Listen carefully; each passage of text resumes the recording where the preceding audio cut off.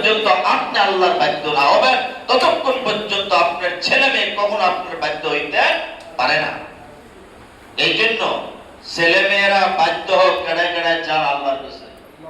বলেন আল্লাহু আকবার, বলেন আল্লাহ আপনার দান আমারে দিচ্ছেন। যে অবাধ্য হয়েছে, যে গালি গাই দিলাই, মাঝে মাঝে মারতেও আসে, মাঝে মাঝে ঘুষিও দেয়।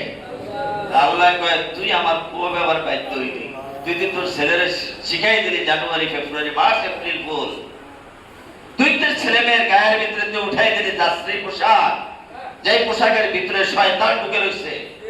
তুই আশা করলি তোর ছেলে মেয়ে তোর বাধ্য, খোদার কসম একদিনের জন্য এই ছেলে মেয়ে বাধ্য হইতে পারে না যতক্ষণ এই নাফরমানির ধারার থেকে বাইর হইয়া না আসবে। আল্লাহ পাক আমাদের সকলকে নাফরমানির চূড়ান্ত সকল ধারার থেকে হেফাজত করে বলেন আমিন। এখন আমাদের মাদ্রাসার নুরানি বিভাগের 15টা ছেলে আজকে সবক নেবে। আমি আগে জানতাম না, হঠাৎ করে আমাকে জানাইছেন হুজুররা যারা মেহনত করে তাদেরকে সবক নেওয়ার